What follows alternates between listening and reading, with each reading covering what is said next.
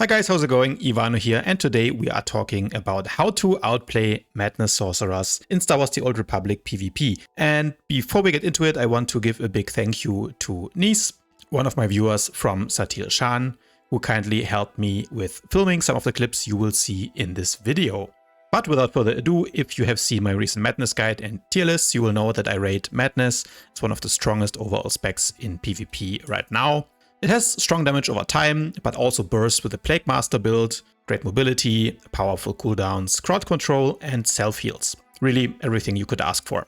That is why a good Madness Sorc is very hard to kill 1v1 if they have the cooldowns up, and probably one of the hardest classes to outplay. So, while you cannot beat them all the time, there are some things you can do. First, of course, is knowing your enemy. Madness wins in long fights because it does damage over time and can heal itself. To do that, they want to kite you and outplay your offensive cooldowns with their Phase Walk and Force Barrier. Since most classes will not win a long, drawn-out fight versus Madness, your best bet is to kill them fast before they can out-sustain you.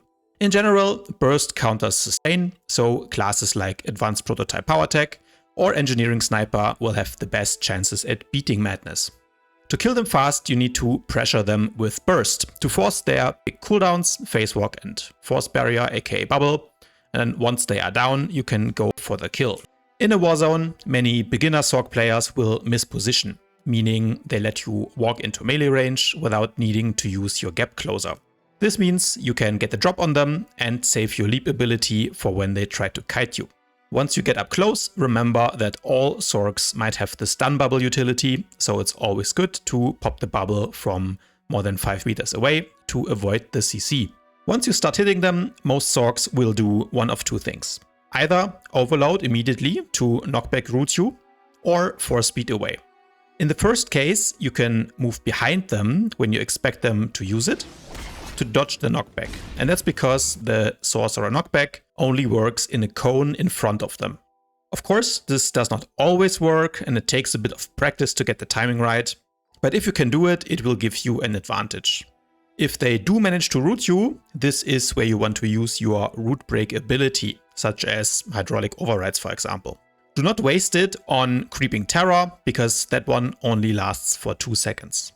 In the second case, so if they force speed away, this is when you want to use your hard stun. Of course, if you're a power tech or a shadow tank, you can also use a pull, or if you don't have those, you can follow them with a gap closer, like a leap. Keep in mind not to leap too early, but rather at the end of the force speed, because otherwise you will land too far behind them when the force speed wears off. Once force speed is down, now you can slow them and then keep on hitting them. The most important cooldown to be aware of for Sorcerers is Polarity Shift, because that gives them interrupt immunity, extra alacrity, and also damage. So when you see this animation, you need to pop a defensive cooldown, as that's when they will do the majority of their burst. The most dangerous combo Madness can do is centered around them dotting you up with Demolish, Creeping Terror, and Affliction. Then they usually pop Polarity Shift and finish off the dots with Shock, which can one-shot you from about 50% HP if you're unlucky. So when you are dueling a Madness Sorc and you see these 3 dots on you, you need to pop a defensive cooldown. Next, they can also choose a utility which makes Polarity give them a 100% movement speed buff, which is really OP. So if you have a movement speed buff to keep up with them, or a CC to root or stun them, now would be a good time to use it. If you're a class with self-heals, you can also choose to wait out Polarity Shift and line of sight the Madness Sorc until the buff runs out. However, that's not all. Madness is also one of the few classes that kept their hard stun in 7.0. And on top of that, they can choose a utility called Torturous Tactics, which will reduce your damage done by 25% for 10 seconds after Electrocute wears off. And this debuff still applies if you break the stun, by the way.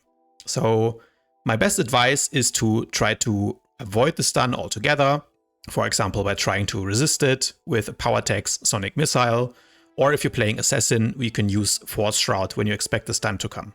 However, if you fail to resist it, you still should break the stun immediately, because even though you will be debuffed, you need to pressure them and you cannot afford to simply not do damage for 4 seconds while they heal and run away. When it comes to using your interrupt, I use it on Force Lightning to stop them from getting their instant demolish proc. But you can also interrupt Force Leech. Just don't forget that they are interrupt immune during Polarity Shift. Next, some tips for outplaying Phase Walk. The first thing, of course, is being aware that they have it up. Remember that you can see that by looking at their buff tray. Next, you need to think about where they put their Phase Walk down. Common spots are usually behind a wall or other line of sight object somewhere close to their respawn. And if you force them to kite close to their Phase Walk spot, that's great, because let's say you are fighting right on top of it, the teleport will be useless. But an experienced Sorc will not make that mistake, of course. Alternatively, remember that Phase Walk only has 60-meter range. So if you pull or knock them out of that range, then they cannot use it. And if they press it, they will even lose their marked spot. However, if they do manage to use it, you can see where they teleported to if they still have their affliction dot on you. That's because Broadsword introduced a new animation for affliction when it ticks. Kind of looks like space jizz. So if you see these white things coming from a character, that's what that is, and you will know where the Sorc Phase walked to. Finally, some more class-specific tips. If you are a mercenary or Carnage Marauder, you can use Electronet or Gore to put the Hindered debuff on the Sorcerer. Hindered disables Force Speed, Phase Walk, and also Force Barrier. So that is probably the biggest counter to any Sorcerer and your best chance to kill them quickly. And last but not least, if you are a sniper and the Sorcerer is line of sighting you, you can AoE them using Suppressive Fire or Plasma Probe if you are engineering. These ground-targeted AoEs can be used to hit people around the corner, so you can damage the Sorc while they cannot damage you. This will force them to come out of hiding, because your AoE will hit harder than theirs, and most of Madness's self-sustain comes from passively healing while doing damage. So if they cannot hit you because of the line of sight, you will most likely win that trade. That last one was another tip from Nice. So again, many thanks for your help with this guide. And as always guys, if you enjoyed this video, please remember to leave it a thumbs up, subscribe to my channel, and I'll see you guys tomorrow.